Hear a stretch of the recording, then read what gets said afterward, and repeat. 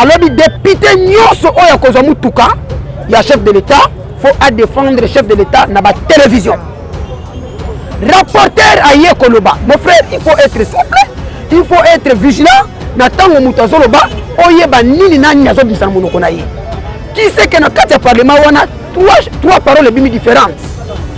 Président de l'Assemblée alobi maloba mususu, rapporteur aye koloba maloba mususu. Rapporteur alobi nini? Wana za crédit.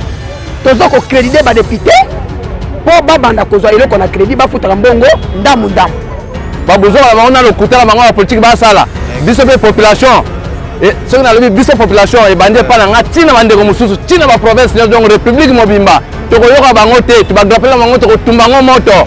Biso to za mutu moko congolais. So abi ba congolais, c'est que congolais moko na bo mususu basali ba congolais. Président waza nani? Azo diriger pe ba nani? Tala lelo. Bino websa biso ke au gouvernement au ezo bino soki ba wario eza ya pour la population. Mais lelo les mêmes yoti lombo ozo zwa privilège ozo pesa et pas ba député. Mais ba bazo kufa nzala. Population ozo souffrir. Courez zate, ma ezate.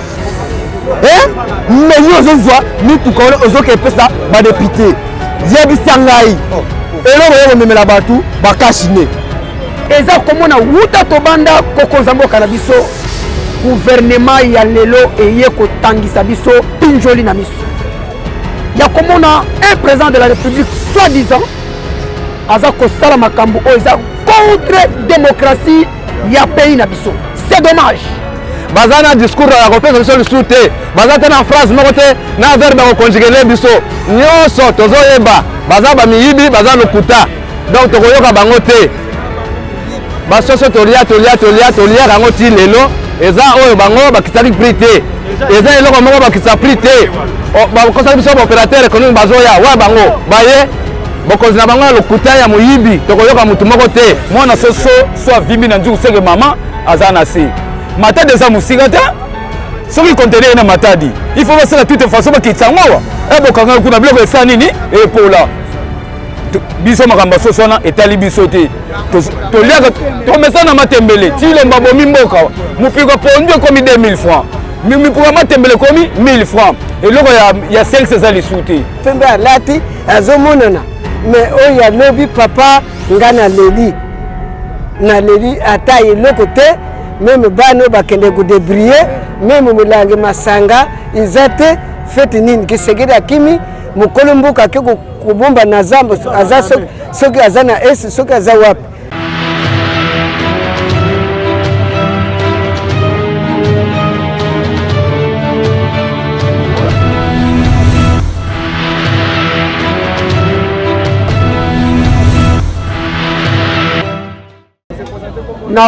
na bebenga na kombo ya camarade Jean Mboma nazali coordonnateur ya résistance ya Masina quartier 3 ndeko oyo asala chipoi ya président Eli Martin Fayulu.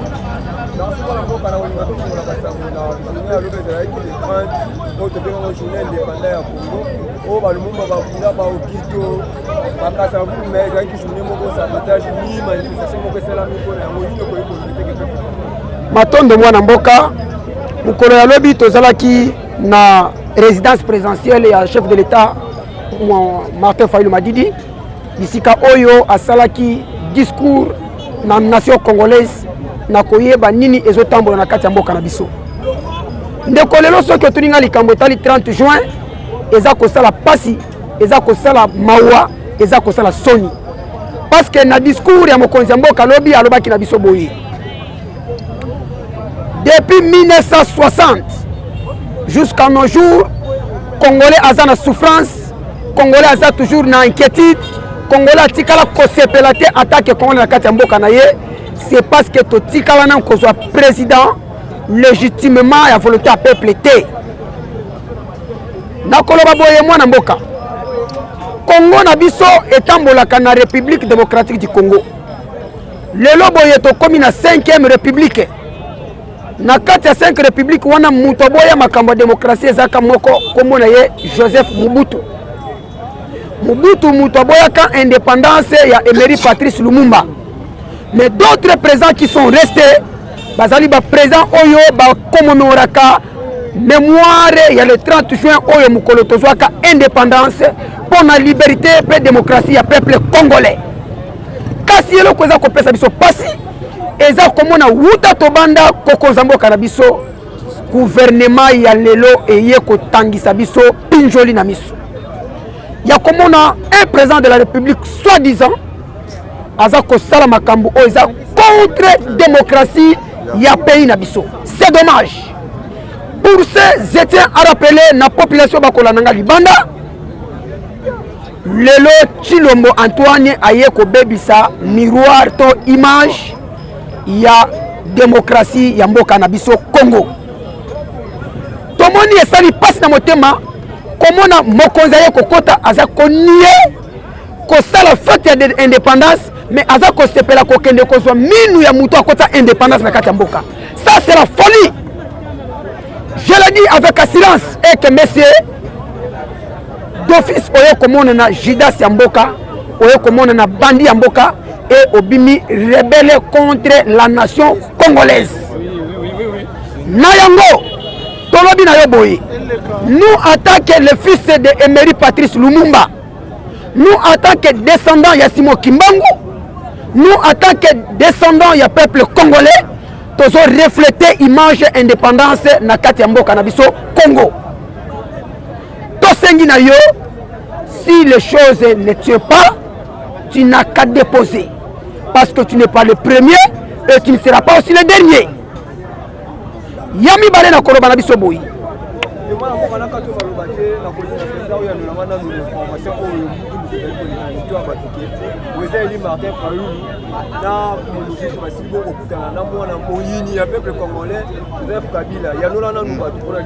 Matondo mingi ndeko Kabuya na linga yo mingi passe ko sala kama yele na sali depuis makamwana barimere wane bimi na sali 11 émissions yako yebisa peuple nini oyo ezotambola na kati ya mboka na biso. Merci beaucoup parce que je suis devant la population et j'ai la fierté yako démontrer et puis yako définir eloko na kombo nango. Ya liboso na koyebisa bandeko nanga bakolandanga. Tango na zwaki message wana, j'étais touché de mon cœur et puis na zalaki lokola mutu oyo abeli liboma. Na lungwaki awa na keko kutana mokonzi mboka le président élu Martin Fayulu Aigle supérieur. Ya kotuna ye awa na zozonga na population na koyebisa population nini. Le président m'a très bien parlé. Alobi nangai yebisa population. Le 4 janvier 2019, Joseph Kabila m'a appelé à Kingakati, l'intermédiaire ya secrétaire général ya Monisco. Pona kene na Kingakati to sala négociation na so pouvoir. Mais natikalaki franc et puis oui nanga etikalaki oui, non nanga etikalaki non. Ba bengi ngai pona kene ko sala négociation na so pouvoir. Na matarikolo à tapis rouge, na sala voyage et puis na mi s'enrichir. Mais na loba na ye, j'ai une lourde charge au babengi peuple congolais. Na tawana Kabila zaki na pouvoir, na tawana Kabila zaki na primature, na tawana Kabila zaki assemblée, na tawana Kabila zaki majorité na institution nyonso.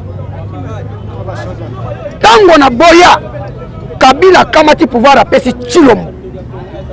Lelo Kabila atikali simple individu na kokende na Kingakati na sona Kabila pona zwa nini ndeko nanga ezo pesa soni. Et puis pour finir yebisa kinga yebisa population que bazako kobanga. Ils ont peur de Martin Fayulu parce que la moni que non na 2018 Martin Fayulu zaki na 62%. Mais lelo élection banante Martin Fayulu comme na 85%. Ce qui toque na élection à cause na combien? Un solo penza. Dédé. Chilombo aye ko somba mituka il y a 27,5 millions de dollars. Na montant ya 500 JP akabela ba député. Nazo kenena yo mwana mboka. Selon Mbosso Kudia Kwanga, il avait très bien parlé parce que tous nous suivons la télévision. Alors baki o ezali don ya chef de l'État. Après si ba député ndenge a proposé ki bango na ndenga ko sala na union sacrée wana mutu sa bien Dédé alobi député nyonso oyo kozwa mutuka ya chef de l'État faut à défendre le chef de l'État na ba télévision. Rapporteur aye koloba mon frère il faut être souple, il faut être vigilant na tango mutu azoloba oyeba nini nani azobimisa na monoko na ye. Qui sait que na kati ya parlement wana trois paroles bimi différentes. Président de l'Assemblée alobi maloba mususu, rapporteur aye koloba maloba mususu. Rapporteur alobi nini wana eza crédit tozo ko créditer ba député po babanda kozwa eloko na crédit bafutaka mbongo ndamu ndamu. Eliezer Ntambo aye koloba ke wana ezali banque privé oyo tofongoli mutu nyonso aza na posa akende kozwa eloko nyonso ndenge alingi. Mais je vous demande à savoir, aujourd'hui là nous avons une crise budgétaire. Le pays est en train de saigner à blanc. Nous n'avons pas l'argent pour soutenir la population congolaise. Monsieur Antoine Tshilombo vient d'acheter un véhicule qui coûtait 27,5 millions de dollars. Si nous calculons 27,5 millions de dollars fois 500 jeeps, ça nous donne combien? Et puis jusque-là, il y a combien?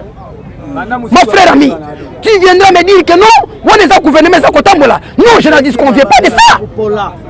Yami Balé, Ndeko Tshilombo, a consommé Mituka, après ça va député. En même temps, on a député, on a député nommé. Bataille de presse, ces députés-là, ce sont les députés nommés à Kinga Kati par Kabila. Le loba député, on a babongo ni bakomba Angelou. Et sans le savoir que député dans le Parlement, Moussa Isakapon le Bela, peuple congolais. Mes chers amis, je vous dis et je vous rassure que soyons souples, soyons prudents, nous sommes devant ces dangers. Oyo Tshilombo Alukeli Biso. Yami Satou, nous avons une richesse très élevée dans notre pays comme le nôtre, la République démocratique du Congo.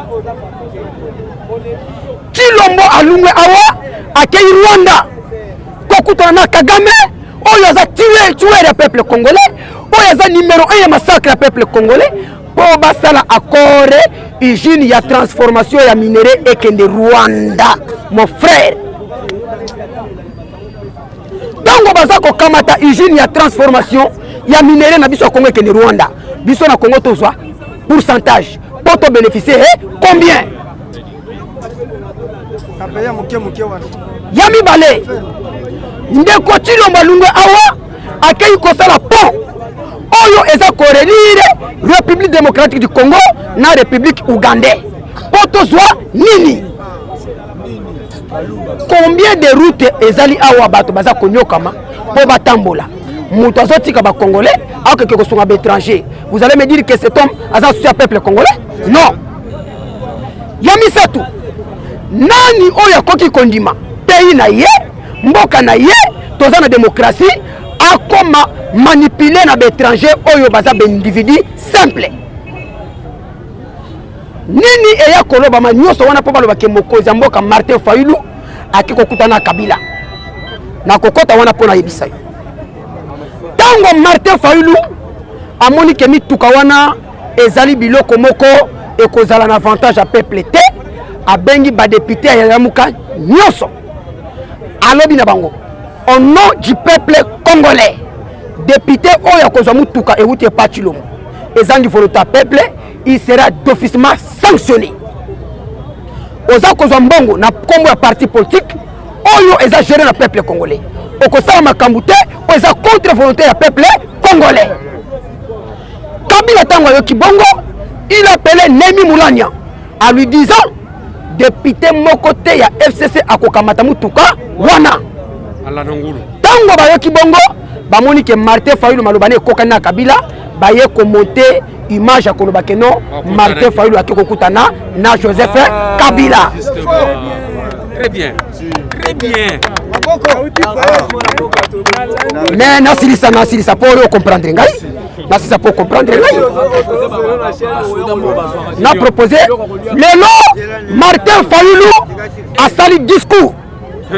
Alobi mbongo wana aza kosombela ba député mituka ezali mbongo ya peuple congolais ya liboso bapesa 450 millions de dollars pour na likambo ya gratuité non pour na likambo ya 100 jours mbongo wana eliama radio silence tilelo bato wana balia mbongo baza kotambola mbongo eye kobima 205 millions de dollars pour na projet ya Bukangalonzo mbongo wana eliama radio silence bato wana baza kotambola bato wana baza kimia 37 millions de dollars ya coronavirus mbongo wana eliami radio en silence bato wana jusque là baza awa mbongo eye koliama ya gratuité de l'enseignement jusque là radio en silence soki ya solo makambo wana esalamaka na kati ya Congo état de droit eza wapi. Pour terminer, monsieur le journaliste, Martin Fayulu asilisaki pona koloba état de droit eza slogan. État de droit eza slogan et puis makambo ya koloba contre la corruption etikali slogan ya corruption et puis augmentation ya tribalisme ebandi à partir ya wana. Moya suka pona yebisa yo. Nous sommes au Congo. Selon Mibeko Mboka Nabiso, si le président de la République est de Katanga, président de la Cour constitutionnelle à Kozala, il y a province Moussous. Mais ce que nous voyons, c'est la différence. Le Congo, Tozu Chilombo, Bakobenga est soi-disant Moulouba, Tokomona, président de la Cour constitutionnelle Moulouba, président de la Cour de cassation Moulouba, Balingi Bachape, président de Seni Moulouba, Ndokonanga Zakawap. Je ne fais pas le tribalisme, mais je voulais éclaircir à la nation congolaise de comprendre où allons-nous. Boye babia ketoko kenalibulu. Lelo proposition ya lutundu la ba proposaki na parlement na argument oyo ngana yo to manifestaki na méchanceté oyo ngana to manifestaki lelo loi wana eza ya kobwa kisama. Aujourd'hui là, Bati Lukwebo président ya Sénat vient d'envoyer les prêtres catholiques pour aller solliciter le président élu Martin Fayulu base à la table à négociation pour Basolola. Mokonzi mboka Martin Fayulu lobi na bango bolinga te to ko appliquer plan sortie de crise. Parce que quand le député arrive de prendre la décision et que peuple a télémé bango, peuple a longi sait que crise politique eza ezali. À l'immédiat to sengi na bango. Mokonzi mboka Martin Fayulu alobaki na bango boyi. Toko dépolitiser Seni. Seni a défini la commission électorale nationale dite indépendante. Président de Seni ne sera pas une personne provenant d'un parti politique, mais le président de Seni provient de l'indépendance. Il est indépendant pour Azalokola Centre. Je voulais te donner un exemple pour comprendre. Au moment où Wapi, des équipes les a pour avoir la coupe. Yo okamata supporter l'équipe moko, on peut se chiffler pour arbitrer. C'est qu'à couper avantage l'équipe naïe. Pour ça on dit non, ça ne va pas tenir. Nayango na pesi bande konanga nyoso mbote ezaki bongo de konabino simple humble junior oyo alobela kabino mikolo nyoso. Bye bye. Mbote papa. Nengeza wana bamiyibi oyo bazoya na tubagrappeler na bango wa swata disva parti politique. Toza bango na ba propagande to kolakisa bango geno eza bango te biso toza na mutu na biso oyo nzambe atindela ka biso soki bayena ba vantila bango wana en tout cas ekosimba te tour oyo babuzo ba bango na lokutala bango ba politique ba sala biso pe population et soki na lobi biso population e bande pa na tina bandeko mususu tina ba province donc république mobimba to koyoka bango te to ba grappela bango to kotumba ngo moto biso toza mutu moko congolais so ba biba congolais. C'est que les Congolais moko na bon mususu basali ba Congolais.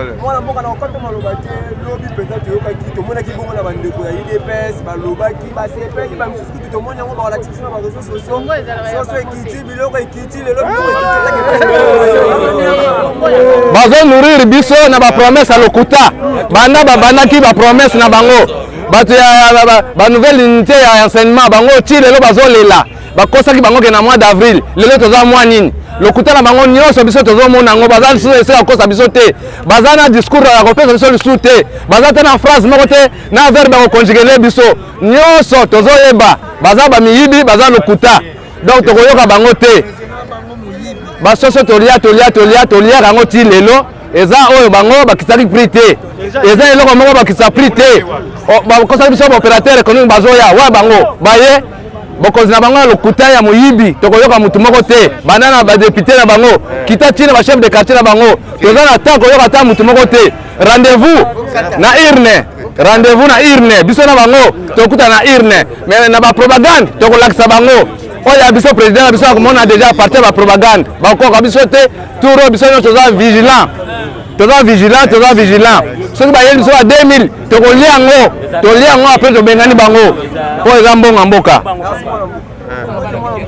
mbote papa journaliste message mpenza ya koloba ezali biso mpenza bakombata ya IECD de biso oyo barésistant makambo na bango ya basoso wana tilombo makambo alobaka yebaya te aproposa basoda mbongo 400 000 bazwa yango te lelo ekomi kete basoso toza bato ya nzala te na Congo maketi tosouffrir toza bakombato ya Martin Fayulu toyebi koluka yango tozozela bokonzi epa na biso tilomba tika mbwe bitu na biso toza peuple congolais tozela 2023 atika biso ki bokonzi président na biso eli azoloko bango nyonso oyo bazosala eza bajeune na bango na Kabila biso toza bamikete si tokoli déjà mwana soso so avimbi na nzungu seke mama aza na se matadi eza mosika te soki conteneur na matadi il faut basala toute façon bakitisa ngowa ebokanga kuna biloko esa nini epola biso makambo soso wana etali biso te toliaka tomesa na matembele tilomba bomi mboka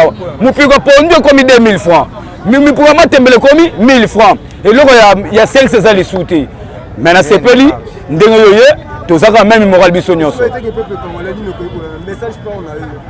message fort wana yanga moko te ya biso peuple congolais toza na kanda bona ndeto totanga na ke kopi te omoni bilo na sala kopi yango na kete pompier eza makasi toza na kanda tozela bango toza maboko afungwama soki bitumba bakomona lelo kulu nese songi akangaki bajani bakebwaka bango mais lelo so otambo kingasani kulu ezobunda ba makasi po tolakise te aza président na biso te aza président nommé peut-être pas langa na suki wana. Oui, mbote, monsieur les journalistes. Vraiment, message fort nanga na ezali biso na neto zabouye tolobaka kaka tokotika te ti tolobaka. O tozolobisa Chilombo. Chilombo comprendre mutune soki aza zoba. Soki aza zoba ayeba aza zoba na ye ya mbwa. Comment possible Chilombo na bandeko yango bazosunga ye o bazolanda sima na ngalo bato nyonso bazosupporter Chilombo se baza zoba lokola ye moko zoba. Comment possible yo banoka okosaka bat okosaka bat donc okoma mutu no bikosa kosa lelo na bato bozo olobake soso ekiti mais keni na wenzeti opération kota na wenze oyeba soso kuna 4000 eza 3000 na 4000 eza susu te comme sur 5000 6000 po ba yefseke ye akoki na eloko moko te akokoloba na mboka oyo aza eloko te mais oyo tozomona na niveau nini tokoma ntina degré tolobake mboka oyo so boza na président ya ndenge nini président ngo aza ya nani azodirige mpe banani tala lelo bino boyebisa biso ke o gouvernement oyo ezobima soki bawario eza ya mpona population mais lelo les mêmes yo Chilombo ozozwa privilège ozokopesa epa badepute mais bato bazokufa nzala population ezosouffrir courant eza te mai eza te mais yo ozozwa mituka wana ozokepesa badepute yebisa ngai eloko yo komemela bato bakashine na mboka oyo kashine na yo ya munoko natuni yo congolais ozolata kashine est-ce que ozolata kashine wana mpona kobanga la police to mpona kobanga malade bozobanga la police yango bakomi kolata mais na malade eza nango te na mboka oyo. Merci papa lobi naleli papa nga naza mwana ya 1952 namoni Kasavu namoni kutu bango nyonso nga na bango nyonso Lumbombo mpe namonaki ye nga naza moto namoni bapapa bake koyamba ye na masamuna azoleka ngai mwana moke papa lobitu ke kuyambula mbumba azokima ngai papa sina botami papa na mona nte le 30 juin ya boye vraiment le 30 juin papa izala kufeti moko ya kusakanete ya isengo talabana bazoloba ba makambo ya pambo pame independence papa iza mukolo bitu bana ko sepela kasavupu na kamwa kopena ye ya pembe pembe alati azomonana mais oya lobi papa ngana leli na leli ata iloko te même bano bakende ko débrier même mulange masanga izate feti nini kisegera kimi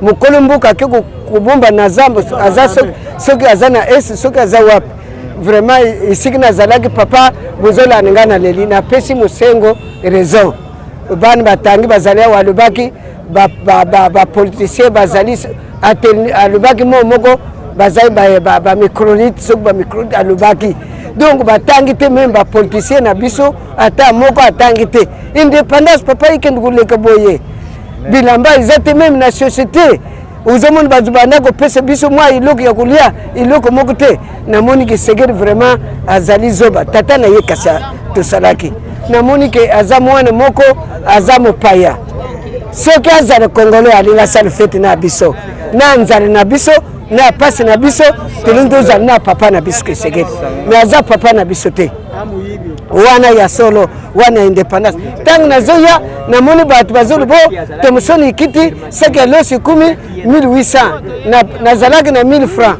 na pesi mama kima mbangu temusoni kiti ake na wenzi papa ngana swana kina mama na bino temusoni moko papa yawa 1000 francs 1200 alubi 1500 bakiti oh papa ngana lubite seke los balubi ikumi donc 1000 te 18000 papa na kumia wana moni saki 47000 papa donc tangu na ye na moni ke kisegeri ba compagnie ayila biso ya bakasi ne ayili biso ya papa moyena lobezate mais indépendance ezalaka boite donc nazo senga na ba député ceux qui vraiment bazali bien ba bengisa kisegedi bavanda avanda nani mapanzi bakende na dialogue wana babongise mbuka pasi legi papa omoni bana otala bilongi na bango independance ezala ko boite papa boyukile ngama wa ngana za mwana mokete bana bazokuka te donc na lobi papa pour independance azui 00 bo independance baken gosana mes but mes kisegera kufi mes to sala kisoka kufaki to salile mes fête indépendance papa izala ko fête ba mandalala to lati ba bilamba ba koma indépendance tabule yazo yimba banzembo baluombo makiadi wana banzembo wana uyuka gangote papa na sengi na bino yango wana bino bana na ngai fête ya pasi ya nzala tandeng to zokende bana tala bilungi 10 na oya president nani mbos na bano nani mokolo mbos tala bilungi siko Mbote monsieur le journaliste. Bon, merci pour le journaliste. Nazana message ya koloba surtout pour le pouvoir. Parce que nazoyeba que na pays démocratique pouvoir ezali na 5 ans. Mais président oyo soi-disant président de vol tanga yibi mokonzi oyo na vol na ye selon constitution eza que fallait asala combien 5 ans. Mais awa tomoni déjà ko landisa ma constitution aza déjà na fait déjà ya mandat na ye. Parce que le na 12e mois il fallait mandat déjà ici. Année oyo tikali oyo 2022 eza déjà tozobengango année de exigence électorale. Oyo biloko nyonso ya élection ko bana koya kokota na 2022 campagne enrôlement ba makambo nyonso. Mais na 4 ans ya mutu oyo jusqu'alors il n'a jamais fait dans ce pays ici. C'est pourquoi akei koloba politique na ye oyo alobi na est kuna que s'il s'agit de passer le pouvoir à kolekisa pouvoir oyo na mwasi mwasi warisi toyebi ye déjà kala eza mwasi ya Kabila soki omeki eloko wana d'abord omoni lokuta na yo Chilombo omoni lokuta na yo lobi ke yo déjà okati relation na yo na Kabila mais lelo ozoloba lisusu ke ozwa pouvoir opesa yango na mwasi ya Kabila yo kokufa Tshisekedi parce que mboka oyo eza mboka na yo te yango tozoloba nazoloba lisusu que Tshisekedi nde oza wana jusqu'alors tu n'as rien fait dans ce pays okoki kodéposer mboka oyo sans délai sans heure sans mandat en tout cas bima kaka ndenge oza kuna na Mozambique kuna ndenge badecevoiraki yo na est vanda kaka kuna na Mozambique koya lisu na mboka oyo te soki oye na mboka oyo luka obie avion moko bokele kokwea na ndako na yo mais soki otamboli na presse oyo okobamba mabanga vraiment naza leloko mosusu akoloba te tika kopase pouvoir na mwasi te nous avons un président tozoyeba nanu te na 2023 mpona biso bakongolais bino bakandidat mosusu wana boyoloka kotya lindalala botya yango te parce que 2023 toza na candidat moko kaka nde Martin Fayulu Madidi eza nini Madidi elingi koloba ke moi soki ebeti makasi motu nyonso akende kobatama na se ya Madidi po te moto ezwa ye te oyebi signification oyo président asimba nini elamba na ye elingi koloba ke aza réparateur ya Congo ye nde akorepare mboka oyo yo vanda na matama wana okoregrete na mboka oyo eza soni mingi na mboka na biso neti feti lokwa indépendant eleki biso ka boye orke ezaka feti moko munene oyo bapolisier bakodefile oyo population ekoki donc eza mawa mingi lokola yo ovandi na Rwanda kuna osala libala na yo na Kagame mais yo yeba yango bien papa esika okeyikeyika libela po muntu azane na somo na yo awa aza na ye lisusu te oyoki muntu aza na somo na yo aza te nga natekaka nasaka wenzi yana biso alamba malewa babiloko bino bozolobaki oyo basosi ekiti nango te daye nanu biso nanu donc minimo na biso eza mpona bilia te makambo bino bosala biso na mboka oyo eza yango te eloko na koyebisa yo yeba yango mbula mpe ebetaka esala nini ekatanaka biso susi na biso ezali yaka tovanda na mesa tosala nini tosala dialogue nandimi kosala mpona Félix Tshisekedi te tozosala dialogue oyo eza tranguillard biso toza na posa ya batiela biso président eseni mpo atokeba élection malamu yo yeba yango ke ndenge osali makambo mpo baminere na biso ke na este papa balobi ke mbula ebetaka ekataka oyo ozosala yeba mpe suka no mpe ezali. Merci mbote papa na mwana changu message nanga eza boye toyeba ke pouvoir ezalaki pa Martin Fayulu mais atake basali bakor na bango bapesi Félix Tshisekedi mais eza na problème te aza mwana Congo mais luka moyen osala eloko papa na banoko luka nini pepe d'abord luka na moyen ke sala ba compagnie oyo minene oyo kosala ke esala ke population azala bien ekitisa nanu chômage ya congolais na kati ya mboka na biso ata na compagnie moko te ya l'état oyo kokotisa 1000 personnes 500 personnes na basele na badaipeli kuna baespace eza papa Félix koluka te kaka ke osombaka baplace ya yo moko obongisa famille na yo tala pepe na ndenge papa na yo makambo oyo alobaki en plus ke toza na posa nini Tchangu aza na kanda pome eza nini sala Tchangu ba petit boulevard otieli bango na train na bango ozongisi bango na train na bango toza na posa train na biso so ozongisi train na biso otieli biso na petit boulevard wana mpe chômage ekodimine mwa ndambo po ndenge eza awa mande na yo esili pardon na bondeli yo papa Félix na bondeli yo pesa Martin Fayulu zongisa pa na ye manda na yo esili un après l'autre makambo ya kobanga susu eza te tosenga na bolimbisi pepe congolais aza na kanda Tchangu oyo soki basiliki yo oleka wapi soki Tchangu basiliki oleka wapi ozozwa ndolo te biso to na posa changu to posa makambu na biso to na mesa papa to na posa kaka mboka na biso ezala bien sala biso ba petit boulevard zongisa ba biloko oyo ezalaki te ba compagnie oyo ezalaki oyo boteka ekoma d'individu zongisa yango epai ya peuple congolais sala biso oyo eza normal oyo peuple congolais azo comprendre peuple congolais aza posa ba voyage te peuple congolais aza posa so nini te peuple congolais aza posa ke alia transport mai courant ezala normal oyo ezalaki na posa koloba yango wana eloko toyali yango social message na ngai nakopesa epa bandeko oyo bakotia candidature présidentielle bayebake na Congo tozaka na mokonzi moko oyo kolukaki abebisa mbongo na ye aketia candidature akosala mama na perte mpo tokovote na biso ye te mpo tolembi na lokuta balobaki awa le peuple d'abord ekomi akevanda kuna do akevandela minera memina basaki ya sima na oyo batiela masango mpo asokaka minere yeke na Rwanda mais natindelo maloba yebake pouvoir ekomeli yo awa mikolo ekomi etika na 4 mois ya pamba yeba eloko wana 2023 biso na yo na nzela message nazalaki yango wana.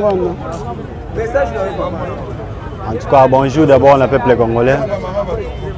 Nakolo Baboye. Tout le monde a président Kassafou Baleka. Tout le monde a dirigé pendant 18 ans. Kabila le père a eu 3 ans. Kabila le fils a eu 18 ans. Mais moi, je dirigé, on l'a défité. Ils ont la façon de me IDPS et le contre-rendre. La place que vous avez le peuple congolais, tout le monde a matata pogno. Et le Kamba. Oh boy, mais est-ce que biso ba congolais, bocha biso wapi? Entre tabilo vous bien. Jean-Marc Kabunda tongi ba villa na Kingabwa.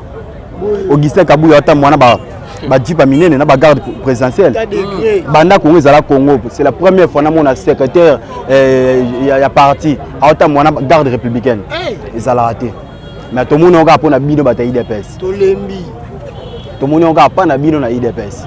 Mboka ba gérer ngo ngwana te mboka ba gérer ngo tantôt peut-être que na lala ki bo na ke na est kuna na soli na bana classe na yeba kité de président za bien formé collègue même biso kutu ba congolais to biso tala bino na médiate président za ndenge moko ezala kola yé aza ndenge moko na ba tutelo ko ba payer ba mindele bango batala biso par satellite mais biso tala bango na TV nyoso le kara awa bango ba mona ngo de par satellite mboka ba gérer ngo ngwana te tala biso le peuple papa na watikele biso si le gamo le peuple d'abord mais le peuple d'abord on est arabe le to monde ba christian qui seki derrière zaki wapi ndana yebaki le lo bereti wa mo bwa kaye akomi lokola mwana bokangi innocent ou azana na nini na la prison makala masaro neve à vital camere christian pa komi ndengwa na gombe amoli ambongo na panza mbongo na gombe na ba champagne ba boîte ni so panza mbongo pona nini eza le peuple d'abord te comme ce famille d'abord famille na yo monde mutebe bénéficier détournement au monde na détournement Eza bolanda batu ya FCC boko siko ba détournement ça dans la présence kuna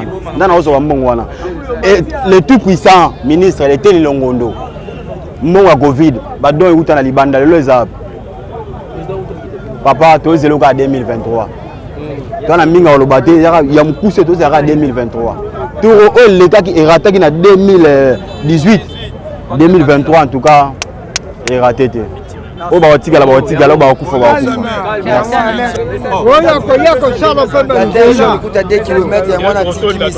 Message nangeza boy.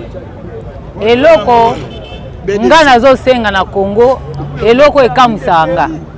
Nga na mwasi bien sûr. Mais na mona pe basi babunda. Eloko ezo sala biso peuple congolais ko banga. Nazo comprendre te batata. Hein?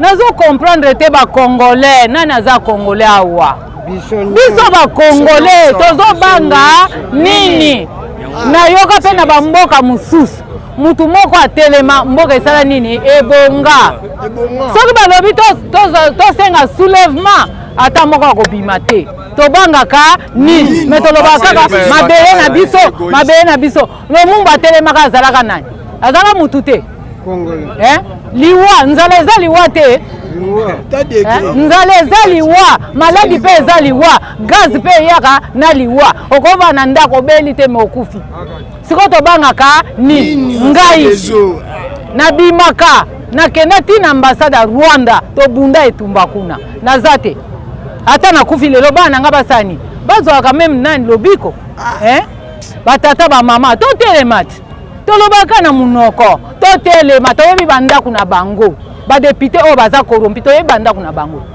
totelemaka meme ngai azosenga soulèvement ngai message na ngai eza kaka soulèvement totelemelaka makambo mabe ntango bazotonga nzela tobandi koboma mpe totelemaka tolobaka na munoko message na ngai yango wana message na ngai eza boye mbongo bato babomi yango bapoliticien na bapaster bapaster ta toloba totelema bapaster bakete ya biso na baeglise ete tolanda makambo ya politike te politike eza mpo bala nzambe te me bala nzambe yango bozozwaka mabonza kuna abonza yango ezowuta epala biso bozodela mabumu na bino ezokende kovimba bino bokende kokosa biso ke bokende na politike te politike ezali bala nzambe te siko mokonini nzambe akosala baeglise tole ebele na Congo solution ni 61 na yango oyo tokokisi yango eloko ni biso Congo tomarke na vie biso population ezori bénéficier nini bango bana na bango la poto biso tosouffrir awa biso tokotelema feli mandat na ye 2023 to éliminer yakende akende Rwanda biso tawala posa nete papa kokata message te feli ya eloko te toyebi Martin Fayulu président eli oyo tozobote na 2023 que Martin Fayulu a pouvoir na ye feli eloko te na prison na ye moko kabila kula na prison naza na eloko koloba ebele te